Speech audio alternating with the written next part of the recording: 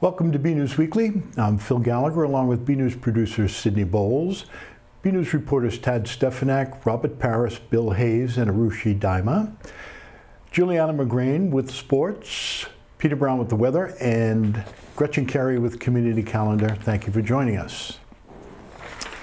We begin this week with a look at one of the warrant articles coming up at September town meeting, which is scheduled for 7 p.m. on September 23rd. The item would create a way for voters to recall elected officials for misconduct. Right now, voters just have to wait until their term is up and vote them out of office.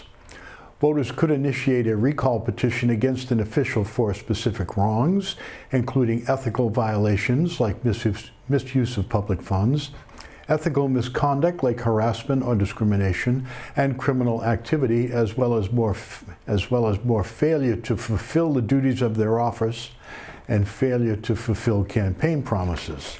If that were the case, every politician could be recalled. That was an editorial comment. The recall process would require multiple steps, including getting signatures from 10% of registered voters, and would result in a recall election where a majority of voters would need to support the official's removal.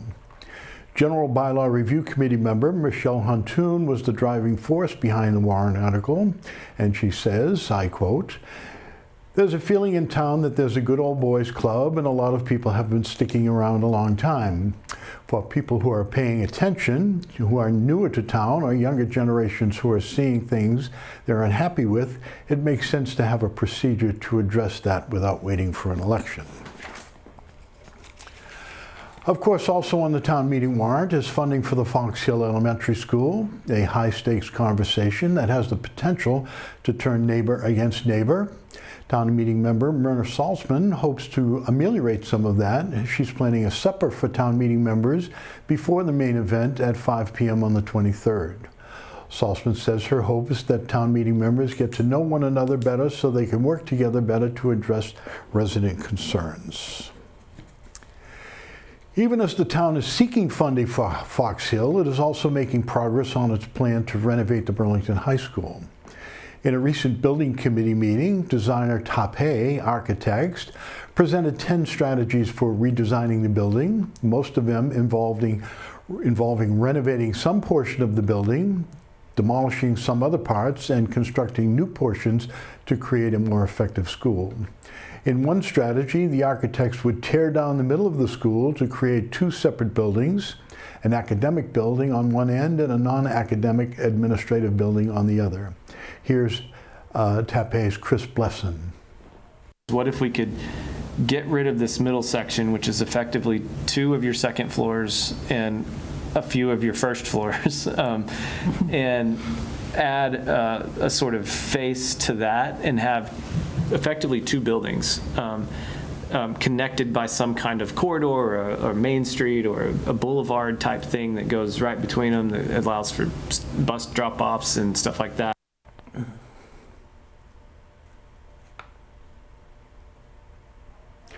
Other options include a simple renovation and a complete tear down of the entire school. No decisions or recommendations on the best course of action have been made. Francis Wyman has been named an Apple Distinguished School by Apple. Yes, you're thinking of the right Apple, the one that makes the iPads and the one the schools buy. Apple acknowledges schools for their commitments to innovation in education and to using Apple products to inspire, imagine, and impact teaching and learning. As of today, there are 889 Apple Distinguished Schools across 37 countries. Congratulations to Francis Wyman in Burlington. Burlington's Temple Shalom Emeth community is preparing to observe the High Holy Days, which will commemorate concepts such as renewal, forgiveness, freedom, and joy. BNEWS reporter Sydney Bowles spoke with Rabbi Susan Abramson about this important time of year for the temple.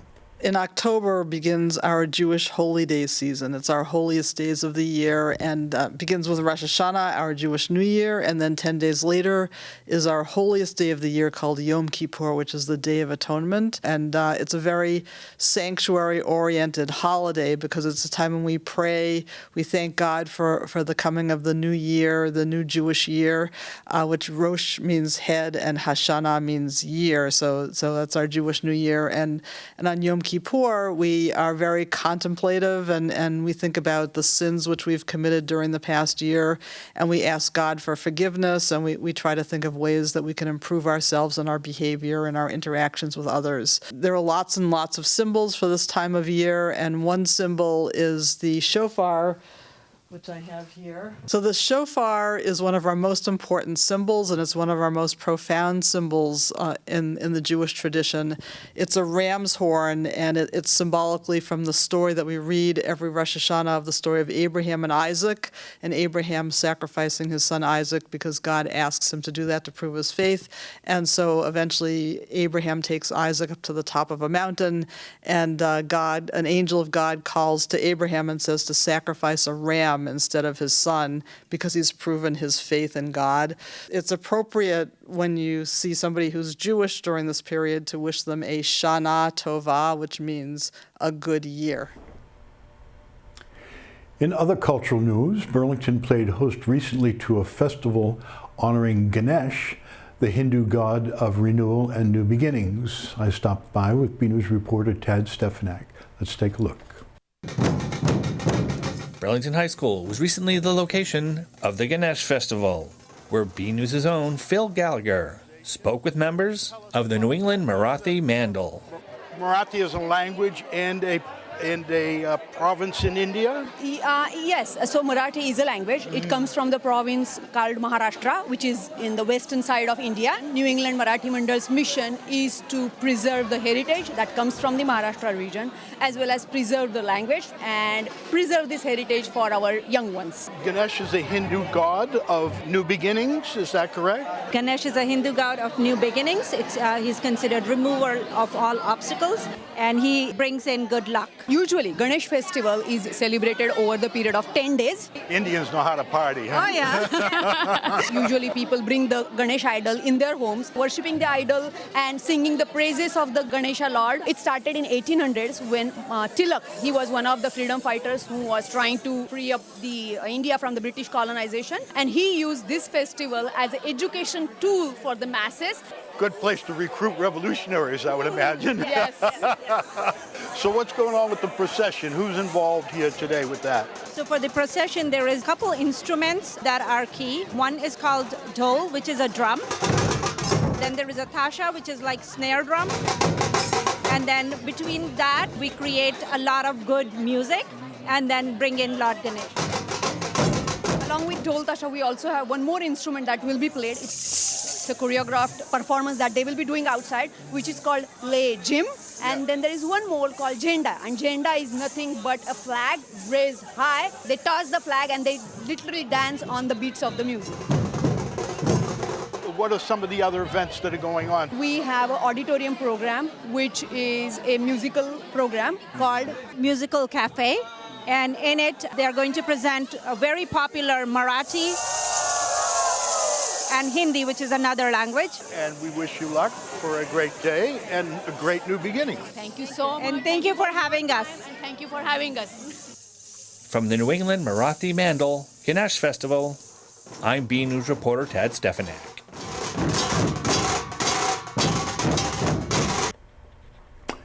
And a classic Burlington event returned not too long ago, Truck Day. Arushi Daima has more. Parks and Recreation kicked off their fall season of programming with the annual Truck Day event, showcasing local scout troops, community organizations, and of course, lots and lots of trucks. Our program team reaches out to all these different communities and companies and pulls them all together for today. This year we are remembering Al Fay, who was a founding member, and really it was Al Fay's Truck Day for a long time. This was his baby that he really ran with. And a reason why a lot of these companies are here. We're fortunate to have Al's family here and his fire truck and some items from his museum. And we're also thankful that his family allowed us to put his picture on the Truck Day shirt. Well, he was the one that instigated it 20 years ago, and I don't know what his favorite part was, probably seeing all the trucks that came. Today, we decided where they wanted the truck up here that we would give out some of the trucks, small trucks, to the children as a memory of Al. Just all around them, happy about the turnout, the weather, and the fact that the Fay family can be here and we can remember Al in a fitting way. Be sure to check out BCAT's full coverage of Truck Day 2024, hosted by Julianne McGrain and yours truly. This has been Arushi Daima for BNews Weekly. Today we have Taylor Swift and Beyonce, but previous eras had their own pop music, including the Revolutionary War era. BNews reporter Bill Hayes paid a visit to the Historical Society to learn more.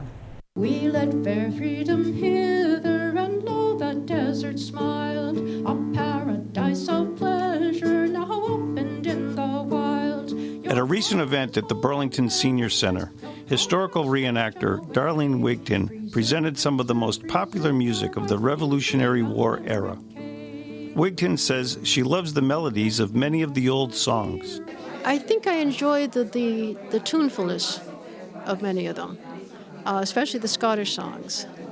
And of course, as a reenactor and interested in that period of history, it's fun to sing about the history. Logs that are deepest, which Neptune obeys, over rocks that are steepest, love will find out the way. Wigton is celebrating her 50th anniversary as a reenactor. Our friend Bob said, you people would enjoy, if you enjoy Sudbury, you'd like to go up to the National Park where they have volunteers in the park. We did. We got involved, and that's where I met my first member of the 10th Regiment. And they had just opened to having women civilians, or regimental women as we're called. We actually had a role to play in the British Army. So my parents and I joined as civilians. The Historical Society has interesting and knowledgeable speakers at their meetings throughout the year. Follow them on Facebook at Burlington Historical Society. For BNews Weekly, I'm Bill Hayes. And now we look forward to the Taste of Burlington, one of the biggest events of the year for the Burlington Area Chamber of Commerce. Robert Paris has this story. The most delicious event of the year is almost here. At the end of the month, residents and community members will get a chance to enjoy food, drinks, and raffle prizes at the Burlington Area Chamber of Commerce's The Taste of Burlington. We're here at the beautiful Boston Marriott Burlington, looking forward to the Taste of Burlington, which is our largest event of the year. Burlington is unique in that it attracts businesses from all over, but the restaurant industry is a big part of what keeps employees and businesses wanting to be here. And all under one roof for one night. We've got some of the greatest restaurants in the area. Their GMs and chefs will be on display for people to talk to, but also the food is going to be the main draw, and we hope to see everybody here. The Chamber has helped many restaurants and businesses in town, and The Taste is a key way to give back to them. The single most important event to funding the Chamber's operations. A lot of the work that we do, whether it be in infrastructure or supporting small business, we couldn't do it without having the fundraiser like that we have at the Taste of Burlington. We're very fortunate to have great partners, great sponsors, and most of all, great restaurants and great food to be had by all. Make sure to grab your tickets because the event does sell out. There are a couple of tickets still available, but don't wait any longer. This event is very close to selling out right now. From the Boston Burlington Marriott, I'm Robert Paris for BNews Weekly. Judging from those photos, I'll be going to that. Now we take a look inside a local part of government you might not know too much about, the Burlington Housing Authority. Let's have a look. A housing authority is a state-owned piece of land or property, an organization, a nonprofit organization, where we house people. It could have anywhere from state properties in our things. It could have federal properties. We could have affordable properties in here. We also include Section 8 vouchers that are given out to federal money. So it houses a lot of different programs in order to house people. People that are eligible to live here are elderly and non-elderly disabled. Sometimes they consider us like an affordable program. It's not an affordable, it's a separate animal altogether. Housing authorities are funded by the state. Affordable programs are not funded by the state. This is not even affordable. This is usually, well, not usually, always 30% of their gross income. So affordable programs is not. That's a whole nother figure. And that's, I think, some of the misconception is, when they come in here, they think, oh, geez, I'm not going to do it. Our rents are going to go up. And it's always income-based. It's all income-based. So they have that security, too. The worst part of this is not enough. There's not enough to go around. And it's sad because we've had many, many people crying on the phone to us, and I can't offer them anything because I don't have anything to give them. Yeah, so it's sad. Well, some of the most beautiful parts of the Housing Authority is, jokingly, we have an ice cream social today, which is really good. But it's nice to see that they feel safe. Some people have never had this. They also come in as a community, so they look out for each other. Sometimes they have their moments, just like any other neighbor, but they try to work it out for the good of everybody, and they look out for each other.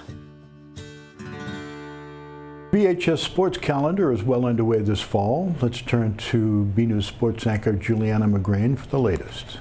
Hey everyone, I'm Juliana McGrain, and this is your weekly sports report. The fall is in full swing at BHS, and here are some teams battling it out hard in mid-September. Red Devils football started the season in Westboro. Bill Hayes has these highlights.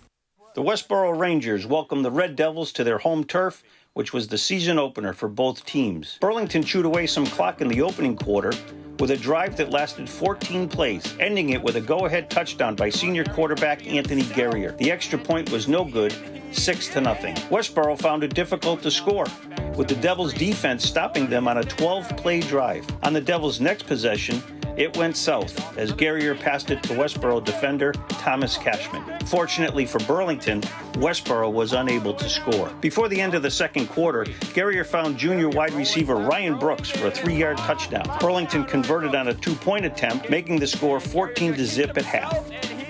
The Rangers scored right away to start the second half as wide receiver Thomas Cashman had a 23-yard touchdown, 14-7 after the extra point. The score remained the same until the fourth quarter, when Guerrier found the end zone for his second touchdown of the night, 21-7 after the extra point. But Westboro wasn't going down without a fight, as senior quarterback Andrew Piscoita scored 21-14 after the extra point. After 7 plays on offense, the Devils were forced to punt. This gave the Rangers one last shot. However, the pass was intercepted by Burlington's Matt Conti, who ran it back for a 45-yard pick six, securing the victory for the Devils 27-14. Extra point, no good. Burlington will have their home opener against Woburn Memorial on September 20th at Varsity Field. Girls swimming will be in Wakefield on September 19th. Updates in next week's report. Red Devils golf are 5-4 this season after a 41-31 win over Lexington on the 13th, a 44-28 loss to Belmont, and a 37-35 win over Billerica. They will play host to Winchester on the 20th. Updates next week. Girls soccer dropped to 2-3 after losing to Melrose on the 17th, 2-1. The lone goal in the game was scored by freshman Alexa Langoni. We will have an update next week for the game against Wakefield Memorial. After a defensive battle, boys soccer ended their game with Melrose in a rare 0-0 tie. The team will be on the road next week at Wilmington on the 23rd and currently have a record of 1-4-1. Be sure to check out the festivities when both teams will compete at Town Night, which will be featured for our game of the week. Boys start at 4:15, followed by the girls at 6. These matchups will be streaming live on our BCAT TV Facebook page on September 25th. Girls and boys cross country both had meets with Wakefield Memorial on September 17th. BNEWS student volunteer Carter Ames has the full recap. Hey everyone, I'm Carter Ames, and we are here at the Burlington High School practice field where the boys and girls cross country teams are about to take on the Wakefield Warriors. The boys are about to start, so let's check this out.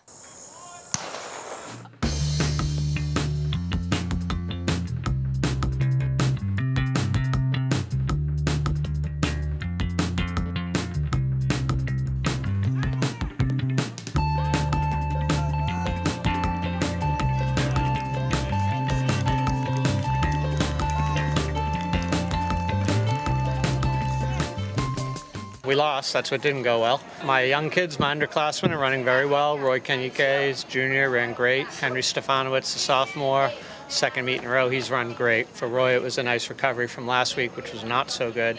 Right now, I need more from my seniors. They're the leaders of this team. We're a young team, and I need them to run better than they are right now.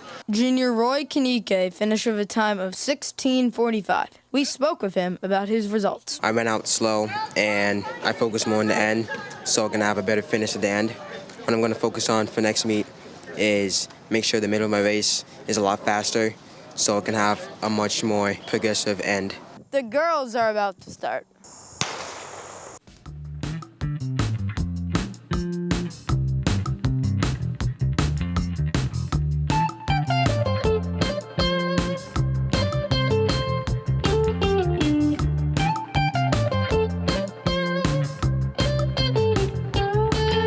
The girls' cross-country team also suffered a 46-17 loss against the Wakefield Warriors. We have a young team, so we're still growing, we're still improving. It was a loss for us today, but like looking at the girls and their times, this is a win for almost all of our team. So Junior Kayla Mackey came in fourth at 22:55. I think my team did a really good job at keeping pace with the other team and working hard to cross the finish line. I think I'm going to keep trying to get some motivation to get faster and help my team get faster and improve. Both teams are now 0-2 for the season and will remain home for another meet on September 24th against Wilmington. From the BHS practice field, this is Carter Ames for BNEWS Sports. Back to you, Juliana. Girls field hockey are 1-4 this season after a 7-0 loss in Watertown on the 13th and a 2-1 win against Melrose on the 16th. Senior Olivia Floyd had both goals in the victory. Burlington will be in Wilmington on the 20th. Updates next week. Lady Devils volleyball have lost 3 matches in a row, 3-0 against Concord Carlisle and Melrose. They also lost to Wakefield 3-1 on September 18th, moving their record to 3-4. Burlington will be on the road for one more game this week against Wilmington on the 20th. Updates next week.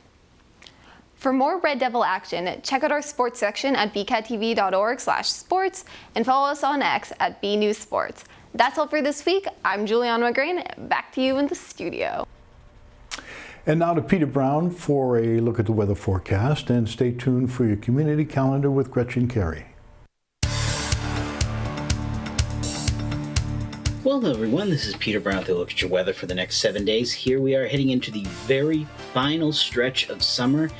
Autumn officially begins here in the Boston area on Sunday, on September 22nd at 8:43 in the morning. And of course, as we get closer and closer to the autumnal equinox, our length of day in terms of sunlight is getting shorter and shorter, and by next week, we'll start to see those daylight hours actually being less than the nighttime hours. So let's go ahead, let's take a look at the Climate Prediction Center is calling for us in terms of temperatures and precipitation over the next 7 to 10 days. And looking at our temperature map, again, nothing too new here. They're expecting us to have a chance of above average temperatures, kind of in between here. We're going to be starting out kind of cooler than average as we start out our period in this weekend, and thereafter getting, we think, above average. So that's probably why we're seeing this map from the Climate Prediction Center. And again, looking at our precipitation chances, not much here. They're actually expecting us to have near average precipitation. I'm not seeing that right now. I think it's going to be a pretty dry week again coming up as we go through the next 7 to 10 days. So again, doesn't look like any of your fall mums out there that you might have planted or on your front doorsteps are going to be getting any water anytime soon. So as you go, let's take a look at those 7 days of weather coming up. And again, what you see is what you get, folks. This has been pretty much the same for the past 4 weeks here in the Burlington area. Pretty much sun across the board, some fair weather clouds, more clouds there Friday, Saturday, and Sunday as we see a pesky low that's been trying to move up from the Carolinas, trying to get its way into here, into southern New England. But it looks like, again, a very strong high-pressure center coming down from Quebec and from southeastern Canada is going to be moving over us again, and that's going to be pushing any of our rain chances far to our south and west. So it doesn't look like we're going to be getting any rain. We are going to have a cool flow in off of the ocean. That's going to be reflected in our temperatures, especially over the weekend as we see temperatures struggling to get out of the mid to upper 60s. So it might be a little bit chilly. It's going to be breezy out there. If you're going in town into Boston to do anything, you might definitely want to have a light jacket or a light sweater with you, as it's going to be pretty chilly at the coastline. And as we start out our work week again, like we've been seeing again, temperatures are going to start on upward trends. Temperatures starting out in the low 70s on Monday, making their way up into the mid and maybe even upper 70s by the time we get towards the end of next week again, with those sunny skies and no chances of rain looking to be coming to our doorsteps anytime soon. So everyone, get out there, enjoy the weather, and have a great week. Hi, I'm Amy Poehler, and you're watching BCAT. Go Red Devils.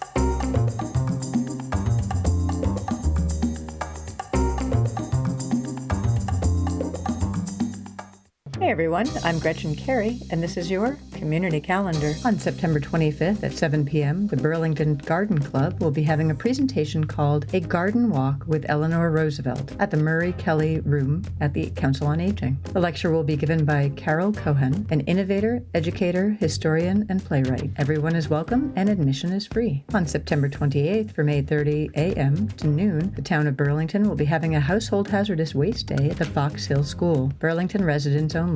For a list of all the household items, go to burlington.org. Also on September 28th at 10 a.m., the Made in Burlington store will be having a jack-o'-lantern candle class. Pre-registration is required. For more information and to register, go to the following website. For more community calendar events, go to bcattv.org, burlingtonpubliclibrary.org, and burlingtonrecreation.org. I'm Gretchen Carey, and that was your Community Calendar. As we do each week, we're finishing up with a photo sent in by a member of the community. This week's image comes from Mary Leach, who says this red-tailed hawk didn't seem to mind the kayakers on the Concord River. Thank you, Mary. If you have a photo you'd like to see featured here, email it to us at bcat@bcattv.org with the subject line Photo of the Week. Don't forget, September 25th at 7 o'clock at the Kelly Murray Wing, a walk with Eleanor Roosevelt. Should be an entertaining program put on by the Garden Club. And that's our show for this week. Thanks as always for tuning in. We'll leave you with some additional footage of the fantastic dancing and music from the Ganesh Festival last weekend. I'm your host, Phil Gallagher, and I'll see you again here next week.